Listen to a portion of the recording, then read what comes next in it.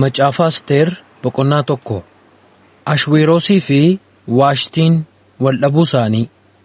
Bara Ashweeros isa biyya Hindiitii amma biyya Itoophiyaatti kutaawwan biyya 127 moo'etti kan ta'e kanatti fufee jira. Bara sanatti Ashweeros mootii ta'ee teessoo mootummaa mandara Suusaan keessa jiru irra hin taa'e. Moo'ee waggaa sadaffaa isaatti gurguddoota isaa fi hojjettoota isaa hundumaaf nyaachisa hin godhe.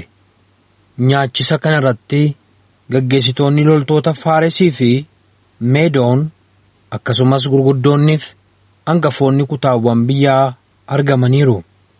Inni guyyaa 180 guutuu badhaadhummaa mootummaa isaa isa ulfina qabeessaa fi ulfina mootummaa isaa isa surra qabeessa in argisiise. Guyyoonni sun erga darbanii booddee mootichi iddoo dhaabaa mana mootummaa mandara Suusaan keessatti xinnaadhaa guddaadha utuun jedhiin namoota mandara sana keessa jiraatan hundumaaf guyyaa 7 nyaachisa hin godhe. Iddoon dhaabaa sun golgaawwan haarrii adii fi haarrii bifa waaqaa qabu irraa hojjetamanii funyoo haarrii adii fi boffee dhiilgee irraa dhaameen amartii meetiitti hidhamanii utuboota dhagaa gati qabeessatti gadi rarraafaman qaba ture. Buusaa dhagaa boorrajjii fi dhagaa gati qabeessaan callee gati jabeessaa fi dhagaa gati jabeeyyiidhaan miidhagfamanii hojjetaman irraa immoo sireewwan warqee fi meetiirraa hojjetamantu turan. Mootichi arjaadha. Daadhii wayiniis hamma ga'utti qaba waan tureef waancaa warqee bifa garaa garaa qabutti namootaaf in kennisiise. Tokkoon tokkoon namaatiif akka fedha isaatti daadhicha akka kennan mootichi hojjettoota isaa warra daadhii buusan waan abboomeef keessummoonni hundinuu hamma barbaadan dhuguu hin danda'u turan. Waashtiin mootittiinis immoo mana mootummaa Ashweeros mootichaa keessatti dubartootaaf nyaachisa hin goote. Ashweeros mootichi nyaachisa guyyaa 7ffaa irratti daadhii wayinii dhugee yommuu gammade xu'aashota 7 warra isaaf ergaman Mihumaanii fi Bistaaniin, Harboonaa fi Bigtaaniin, Abaagtaa fi Zetaariin, Karkaasiinis waamee Waashtii mootittii gonfoo mootummaa akka kaa'atteetti as ishee fidaa jedhee abboome. Mootittiin miidhagduu waan turteef mootichi gurguddoota isaa fi keessummoota isaatti ishee mul'isuu hin barbaade. Warri gara isheetti ergaman ajaja mootichaa isheetti hin himan. Isheen garuu dhufuu hin didde. Kana irratti mootichi hin dheekkame. Aarees hin boba'e. Yommus beektota waa'ee dubbii baraa beekanii wajjin mari'achuun amala mootii waan tureef maal gochuun akka wayyu gorsitoota isaa wajjin hin mari'ate. Gurguddoota Faaresii fi Meedoon 7 warra isatti aanan hojii mootummaa keessaas iddoo gurguddaa qaban Karsheenaa fi Sheetaariin, Admaataa fi Tarshishiin, Meeresii fi Marsenaan, Memkaaniinis Waashtii mootittiin wanta ani Ashweeros mootichi karaa hojjettoota koo warra xu'aashotaa ishee abboome raawwachuu waan diddeef seerri akka jedhutti maal ishee gochuutu naaf ta'a jedhee hin gaafate. Yommus Memukaan deebisee mootichaan gurguddootaanis dubbatee Waashtii mootittiin si Ashweeros mooticha duwwaa yakkite tun ta'in guutummaa kutaawwan biyyaa kee keessa warra jiran gurguddoota kee fi namoota kee hundumaas immoo yakkuu isheeti.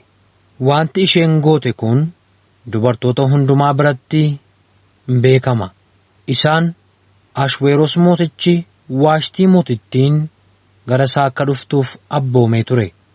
Isheen garuu hin didde jedhanii dhirsoota isaanii in tuffatu. Dubartoonni gurguddoota Faaresii fi Meedoon warri oduu mootittii dhaga'an harruma kana isuma isheen jette, isaanis immoo dhirsoota isaaniitiin in jedhu, ceephooniif dheekkamsi hin baay'ata. Jaalala si mootichaa yoo ta'e, Waashtiin si Ashweeroos mooticha duratti akka hin dhiyaanneef abboommii baasii seera Faaresiif Meedoon isa geeddaramuu hin dandeenye keessatti caafsisi. Iddoo mootittiis dubartii ishee irra wayyituuf kenni. Abboommiin si mooticha biraa ba'u biyya kee isa bal'aa kana keessatti guutummaatti yommuu labsamu, dubartoonni hundinuu kun hiyyeessa, kun sooressa utuu hin jedhiin dhirsoota isaaniitiif ulfina hin kennu jedhe. Gorsi Meemukaan kenne kunis mootichaa fi gurguddoota sana hin gammachiise. Kanaaf mootichi akkuma Meemukaan jedhe hin godhe. Caaffata abbaan manaa hundinuu mana isaa irratti aboo, wanti inni dubbatus murtoo isa dhumaa haa qabaatu jedhu tokkoon kutaa biyyaatiif akka caaffata isaatti gosa hundumaaf akka afaan isaatti caafsisee guutummaa biyya mootummaa isaatiitti in erge. Macaafa Asteer boqonnaa 2. Asteer mootuu ta'uu ishee. Ashweeroos mootichi haariin isaa erga irraa galee booddee wanta Waashtiin goote waa'ee isheetiifis abboommii dabarsuu isaa yaadate. Yommus gorsitoota mootichaa keessaa warri isatti dhiyaatan durboonni mimmiidhagoonni si mootichaaf haa barbaadaman. Yaa mootii, hojjettoota kee keessaa namoota durboota mimmiidhagoo ilaalanii mana mootummaa mandara Suusaan keessatti mana dubartootaatti walitti qaban. Guutummaa kutaa biyya mootummaa keetiitti foo'i. Durboonni kunis Heegaayii xu'aashicha isa dubartoota eeguutti haa kennaman. Dibanni miidhagummaa isaaniitiif barbaachisus haa kennamuuf. Durboota kana keessaa mootichatti kan toltu iddoo Waashtii mootuu haa taatu jedhan. Gorsi kun mooticha waan gammachiiseef inni akkuma gorfametti in raawwate. Bara sana gosa Beniyaamiin keessaa Yihuudiin tokko Mardookaayii kan jedhamu ilma Yaahiir, ilma Shimaayii, ilma Qiish mana mootummaa mandara Suusaan keessa ture. Namni kun namoota warra Yikoonyaa mootii Yihuudaa wajjin Nabukadnezar mootii Baabilooniin Yerusaalemii booji'amanii fudhataman keessaa tokko ture. Mardookaayii intala wasiila isaatii Hadaasaa kan jedhamtu ishee Asteer jedhamtee beekamte. Sababii abbaan ishee fi haati ishee irraa du'aniif ofitti fuudhee akka dhala isaatiitti isheen guddise.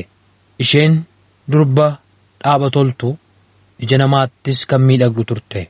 Abboommiinii fi labsiin mootichaa yommuu dhaga'ame durboota baay'ee Asteerinis gara mana mootummaa isa mandara Suusaan keessa jirutti geessanii eegumsa akka inni isaaniif godhuuf Heegaayii isa dubartoota eegutti hin kennan. Asteer fuula Heegaayii duratti in jaalatamte. Isa irraas simboo in argatte. Innis dibata miidhagummaa isheetiif barbaachisuuf nyaata gaarii hin kennisiiseef. Kan isheedhaaf ergaman durboota fuffuamoo 7 mana mootummaa keessaa addaan baasee fi mana dubartootaa keessaa iddoo isa hundumaa irra caalutti durboota isheedhaaf ergaman kanaa wajjin ishee hin dabarse. Asteer sanyii ishee fi qomoo ishee akka mul'ifne Mardookaayii ishee dhowwee waan tureef isheen sanyii ishee fi qomoo ishee hin mul'ifne. Mardookaayii nagummaa Asteer yookiis waan ishee irra ga'u baruudhaaf guyyuma guyyaatti obdii mana dubartootaa dura asiif achi deddeebi'a ture. akka seera dubartoota miidhagsuudhaaf ba'etti durboonni sun addumaddaan Ahashweroos mooticha duratti dhiyaachuudhaaf ji'a 6 dibata qumbiitiin, ji'a 6 immoo urgooftuudhaa fi dibata garaa garaatiin walumatti ji'a 12 qopheeffamuutu isaanirra ture. Yeroon kennameef kun erga raawwatee isheen darabee isheetiin fuula mootichaatti dhiyaattu mana dubartootaa keessaa waanuma barbaaddu fudhattee gara mana mootichaa dhaquu hin dandeessi. Isheen galgala achi dhaqxee boorumtaa ganama deebitee gara kutaa mana dubartoota isa lammaffaa hin dhaqxi. Achittis Sha'azgaaz xu'aashichi isa saajjattoota mootichaa eegu biratti in eegamti. Mootichi isheetti gammadee addumaan yoo ishee waamuudhaa baatee gara isaatti hin deebitu. Amma yeroon Asteer ishee Mardookaayii akka dhala isaatiitti guddifate fuula mootichaatti dhiyaattu in ga'e. Asteer kun intala Abiyaahiil wasiila Mardookaayi. Isheen wanta Heegaayii xu'aashichi eegduun dubartootaa fudhadhu jedheerraa kan hafe waan tokko illee hin barbaanne. Nama ishee arge hundumaas in naasifatti turte. Ahashweroos mo'ee waggaa 7ffaatti waggichattis ji'a 10ffaa isa Xebeet jedhamutti gara mana mootichaatti hin geeffamte. Mootichi dubartoota warra kaan caalaa Asteeriin in jaallate. Durboota sana hundumaa keessaa isheen fuula isaa duratti ayyaanaaf simboo in argatte. Kanaafis mootichi gonfoo mootummaa mataa ishee irra kaa'ee iddoo Waashtii akka isheen mootittii taatu in godhe. Yommus mootichi waa'ee Asteeriif jedhee gurguddoota biyyaa isaa fi hojjettoota isaa hundumaaf nyaachisa guddaa in godhe. Guutummaa kutaa biyya isaatii keessattis maarama labsee akka arjummaa isaatiittis namootaaf kennaa in kenne. Mardookaayi wanta mooticha irratti koratame ifa baasuu isaa. Yeroo durboonni sun si'a lammaffaa walitti qabamanitti Mardookaayiif immoo yaa'ii mana mootichaa keessatti iddoon kennamee ture. Asteer akkuma yeroo Mardookaayi ishee guddisee isaaf abboomamaa turte ammuma iyyuu yaada isaa duukaa bu'aa jirti. Eessaa akka dhufte akka isheen hin mul'ifneef ishee dhowwee waan tureef isheenis amma har'aatti iyyuu qomoo isheef sanyii ishee hin mul'ifne. Bara Mardookaayi yaa'ii mana mootichaa keessatti iddoo kennameef sana irratti turetti xu'aashota balbala mootichaa eegan keessaa 2 Bigtaanii fi Teresh aaranii Ahashweroos mooticha ajjeesuudhaaf in koratan. Mardookaayi garuu dubbii mooticha irratti koratame kana bira ga'ee Asteer mootittiitti hin hime. Isheen immoo Mardookaayi dubbii kana bira ga'uu isaa mul'iftee mootichatti hin himte. Dubbichi qoratamee dhugaa ta'uun isaa bira ga'amnaan jarri lachanuu mukatti rarraafaman. Kunis macaafa seenaan guyyaa guyyaatti caafamu isa kan mootichaa keessatti caafameera. Macaafa Asteer boqonnaa 3. Haamaan Yihuudoota balleessuudhaaf korachuu isaa. Kana booddee Ahashweroos mootichi Haamaaniin ilma Hamedaataa nama biyya Agaag guddisee gurguddoota biyyaa warra yeroo sana turan hundumaa gararraa isa kaa'e. Isaan Haamaaniif ulfina akka kennaniif mootichi waan abboomeef hojjettoonni achi keessa jiran hundinuu amma lafa ga'anitti isaaf hin qommaa'an. Mardookaayi garuu isaaf hin gugguufne hin qommaanes. Yommus hojjettoonni mootichaa warri achi keessa jiran ati abboommii mootichaa maaliif cabsita jedhanii Mardookaayiin hin gaafatan. Guyyuma guyyaatti deddeebi'anii gaafannaanis inni Yihuudii ta'uusaa isaanitti hime malee qomma'uu fi waan dideef dubbiin Mardookaayi kun attam akka ta'u baruu barbaadanii dhaqanii waa'ee isaa Haamaanitti himan. Haamaan akka Mardookaayi lafa ga'ee isaaf qomma'uu dide yommuu dhaga'e baay'een aare. Qomoon Mardookaay Yihuudii ta'uusaa isaan waan isatti mul'isaniif Hamaan isa duwwaa ajjeesisuu hin tuffate. Kanaafis Hamaan Yihuudoota qomoo Mardookaay warra guutummaa mootummaa Ashweeroos keessa jiran hundumaa fixuu hin barbaade. Ashweeroos moo'ee waggaa 12ffaatti ji'a isa tokkoffaa ji'a Niisaanitti guyyaa itti Hamaan jara kana irratti haala ba'u beekuudhaaf guyyaa hundumaa fi ji'a hundumaaf muka buufnaan buufanni mukaa sun ji'a 12ffaa isa ji'a Adaar jedhamu irra hin buuse. Yommus Hamaan dhiyaatee Ashweeroos mootichaan, jarri bittimmaanii saba kutaa biyya mootummaa keetii hundumaa gidduu tamsaan tokko jiru. Seerri isaanii seera namoota warra kaanii hundumaatti kan gargar ba'eedha. Seera mootiifis hin abboomaman. Kanaafis jara kana calluma jedhanii ilaaluun mootiidhaaf kan tolu miti.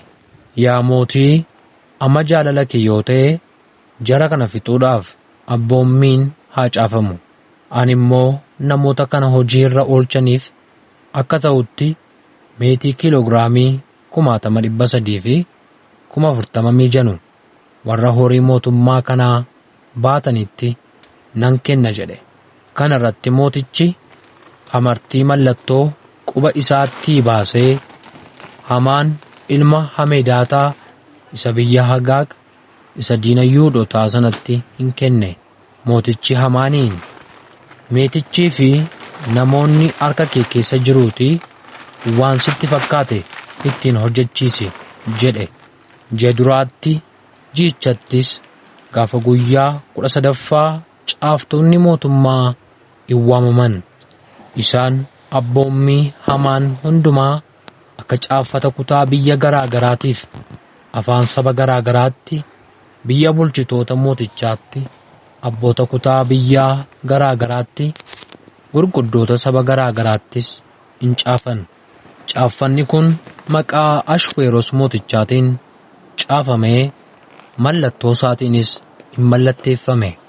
Ajaji caaffatichaa namoota fiigichaan ittiin ga'anitti kennamee gaaf tokkicha ji'a 12ffaatti gaafa guyyaa 13ffaa Yihuudoota hundumaa, dargaggoota, jaarsolii, ijoollota, dubartootas ajjeesanii balleessanii akka barbadeessaniif qabeenya isaanii immoo akka saamaniif kutaa biyya mootichaa hundumaatti in ergame. Sabni hundinuu guyyaa sanaaf akka qophaa'utti caaffanni labsii sana irraa galagalfamee kutaa biyya hundumaatti in beeksifame. Labsiin sun mana mootummaa isa mandara Suusaan keessatti in dhageessifame. Abboommiin mootichaa waan ariifachiisuuf namoonni fiigichaan ajaja sana ittiin ga'an karaa in ka'an. Mootichiif Hamaan dhugaatitti in ta'an. Warri mandara Suusaan garuu na'anii waan godhan hin wallaalan. Macaafa Asteer boqonnaa 4. Yihuudoonni Waaqayyootti boo'uu isaanii.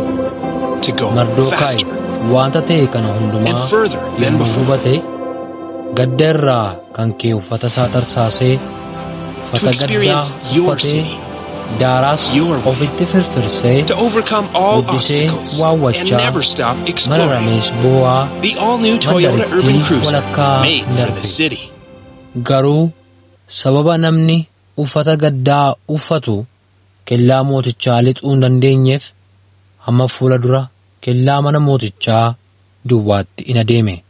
Kutaa mootummaa biyya sanaa hundumaa lafuma ajajjiinii fi labsiin mootichaa ga'etti Yihuudoota gidduu gadda guddaa, soomuu, boo'ichaa fi wawwaannaatu ture. Baay'een isaanii immoo uffata gaddaa uffatanii daaraas ofitti firfirsanii in taa'an. Durboonnii fi xu'aashonni warri Asteeriif ergaman dhufanii waa'ee Mardookaayii yommuu isheetti himan, Asteer mootittiin naatee lafarraa hin badde uffata gaddaa sana dhiisee uffata kan biraa akka inni uffatuuf in ergiteef. Inni garuu fudhachuu hin dide. Yommus Asteer xu'aashota mootichaa keessaa Hataak isa isheedhaaf ergamuudhaaf fuula ishee dura dhaabatu waamtee Mardookaayii maal akka ta'e maaliifis akkas akka ta'e akka baruuf in ergite. Kana irratti Hataak ba'ee waltajjii mandarittii isa karra kellaa mootichaa fuuldura jiru keessatti Mardookaayii bira hin dhaqe. Yommus Mardookaayii wanta isa irra ga'e hundumaa baay'ina horii isa Hamaan Yihuudoota ficcisiisuudhaaf warra horii mootummaa kanaa baatanitti kennuudhaaf abdachiises isatti hin hime. Akkasumas caafata labsii isaan barbadeessuudhaaf mandara Suusaan keessaa ba'e irraa galagalfame geessee Asteeritti akka argisiisuuf waa'ee isaas isheedhaaf akka ibsuuf itti hin kenne. Kana malees immoo Asteer fuula mootichaa duratti dhiyaattee himattee qomoo isheetiif araara kadhachuuf akka ishee ariifachiisuuf isatti hin hime. Hataak deebi'ee wanta Mardookaayii jedhe Asteeritti hin hime. Asteer ammas gara Mardookaayyitti isa ergitee eenyullee dhiiras ta'e dubartiis ta'e utuu hin waamamin gara kutaa mana mootichaa isa gara keessaatti ol galee mootichatti dhiyaate yoo argame akka ajjeefamu seerri tokko jira. Haa ta'u iyyuu malee namni mootichi siiqqee isaa isa warqee irraa hojjetame itti qabe immoo ajjeefamuu in oola. Isa kanas hojjettoonni mootichaa fi namoonni kutaa biyya isaatii keessa jiran hundinuu hin beeku. Anis guyyaa 30 kanaaf lafa mootichi jirutti ol galuudhaaf hin waamamne jedhiin jette. Dhaamsi Asteer Mardookaayii bira hin ga'e. Inni immoo deebisee ati mana mootichaa keessa waan jirtuuf Yihuudoota hundumaa keessaa addaan ba'ee nan oola jettee garaa keetti yaadiin mootuu ta'uun keeyyuu yeroo akkasiitiif yaadamee ta'a. Maaltu beeka? Yeroo akkasii kanatti ati caluma jettee yoo dhiifte immoo Yihuudoota kan furuu fi kan oolchu iddoo biraatii hin ka'a. Ati forteen abbaa keetii garuu hin dhumtu jedhee Asteeritti hin dhaame. Kana booddee Asteeris Mardookaayyitti dhaamtee dhaqii Yihuudoota Suusaan keessa jiran walitti qabiitii waa'ee kootiif soomaa guyyaa 3 halkanis guyyaas homaa hin nyaatinaa hin dhugiinaas. Aniif xomboreewwan koos akkasuma hin soomna. Lafa mootichi jirutti ol galuun seera mootummaa kanaa duuba yoo ta'e iyyuu akka kanatti ani yoon du'es du'inna gara lafa mootichi jirutti ol nan gala jette. Yommus Mardookaayii dhaqee wanta Asteer isa abboomte hundumaa hin godhe. Macaafa Asteer boqonnaa 5. Gaaffii Asteer mooticha gaafatte. Guyyaa 3ffaattis Asteer uffata mootummaa uffattee kutaa mana mootichaa isa gara keessaa lixxee fuullee lafa mootichi taa'u hin dhaabatte. Mootichi immoo mana mootummaa isaa keessa teessoo isaa irra fuullee balbala manichaatiin in taa'a ture. Asteer mootittiin kutaa manichaa isa gara keessaa sana keessa utuu dhaabattuu mootichi yommuu arge isheen isa biratti adda hin argatte. Mootichi siiqqee harka isaa keessa jiru isa warqee irraa hojjetame sana isheetti hin qabe. Isheenis itti dhiyaattee fiixee siiqqee sanaa hin qabde. Yommus mootichi yaa Asteer mootittii maal siif godhu? Maalis barbaadde? Walakkaa mootummaa kootiiyyuu yoo ta'e siif in kennama jedheen. Asteer immoo deebiftee yaa mootii jaalala kee yoo ta'e har'a nyaachisa ani siif qopheesse irratti Hamaanii wajjin anaaf argami jette. Yommus mootichi wanta Asteer jette akka goonutti Hamaaniin ariitiidhaan waamaa jedhe. Mootichii fi Hamaan gara nyaachisa isa Asteer qopheessitee hin dhaqan. Daadhii waynii utuu dhugaa jiranii mootichi Wanti ati kadhattu maalii? Innoo siif hin kennama. Maalis barbaadda?